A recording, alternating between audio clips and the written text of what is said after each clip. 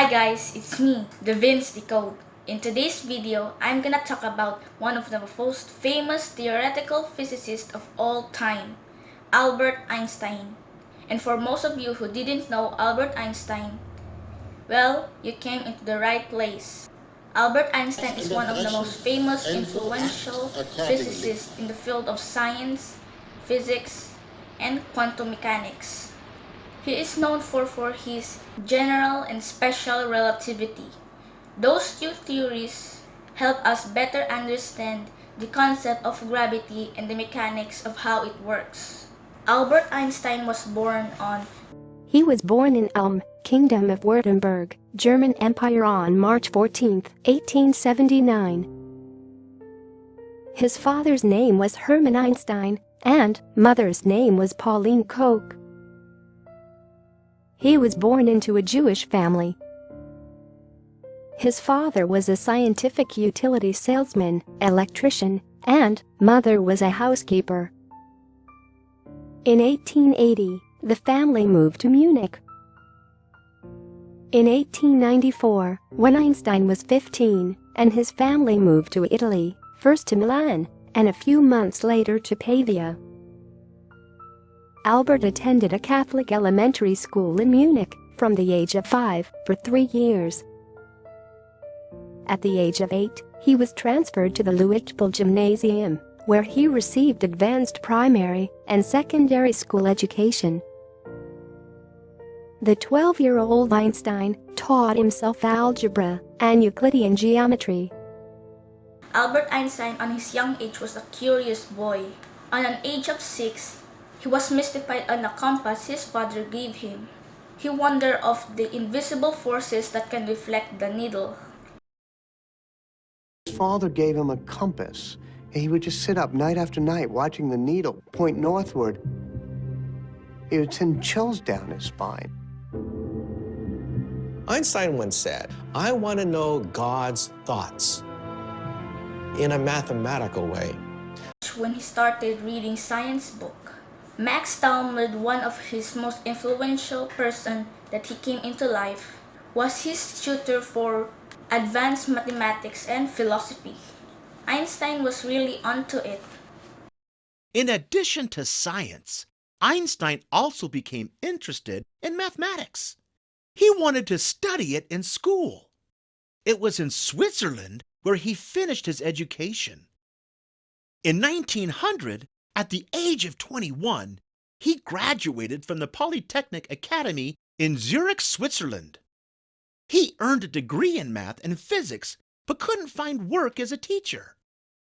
When Albert Einstein became an adult, people said that he was often disorganized and forgot appointments. He even failed a test to get into college the first time he took it. After college, Einstein's first job was a clerk in a patent office.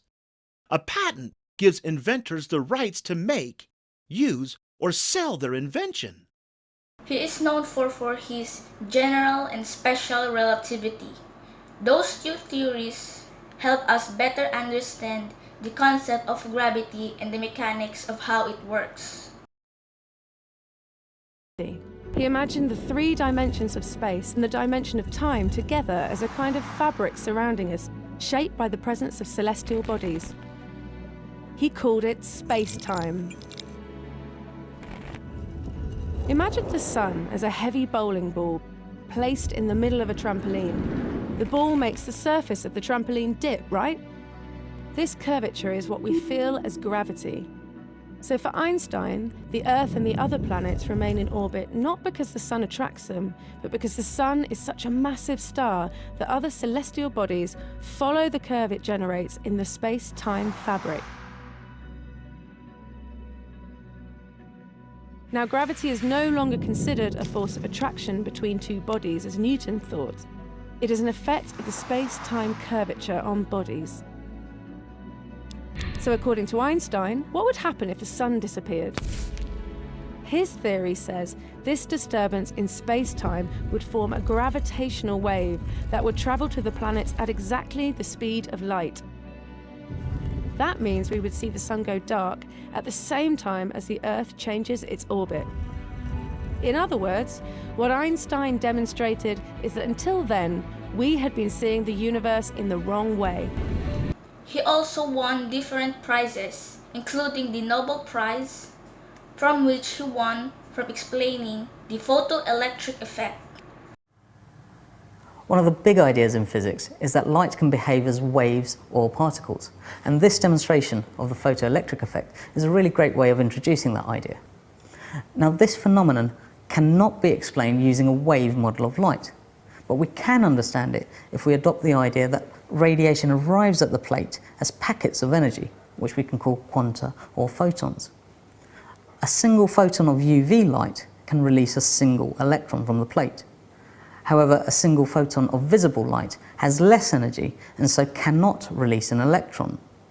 Now, this is a relatively simple demonstration to do, but it took the genius of Albert Einstein to explain what was going on, and it was for that work that he was awarded the 1921 Nobel Prize, not his work on relativity. Although Einstein will forever be associated with the theory of relativity, his Nobel Prize was actually awarded to him in 1921 for his observation of the photoelectric effect. Einstein's theory of relativity was not completely accepted by scholars until many years later, as it was considered controversial at the time.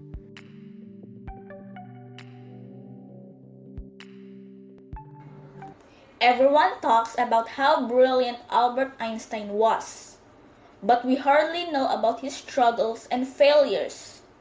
Though he was one of the most brilliant minds to walk on this planet, even he struggled to get a job and faced many rejections in his life. His struggle began in his school itself. Einstein did not like the traditional teaching methods. He believed that education is not just learning the facts. One must be taught how to think. As a result of his radical thinking, neither did he like his teacher, nor did they like him. This continued even in his college, in fact, getting worse. He often argued with his teacher. Hermann Minkowski, his mathematics professor, called Einstein a lazy dog in front of his class. Einstein graduated from his college with average grade, and he failed to secure a job after that.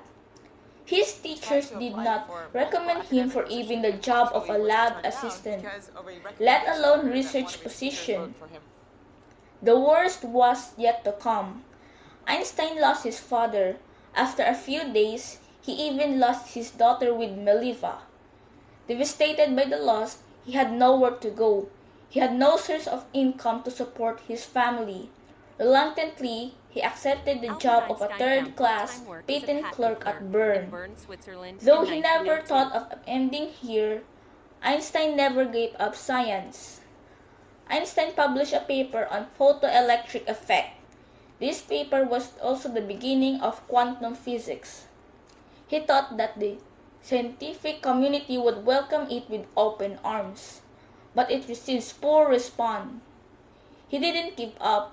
He wrote another paper in which he mathematically predicted the existence of molecules. Again, no response from the community. No scientist seems to be interested in the work of a patent clerk. This silence shook Einstein. He started doubting if he had even made for physics or not. Einstein then wrote his third paper, which introduced the special theory of relativity. This paper landed on the desk of the great Max Planck, the father of quantum physics.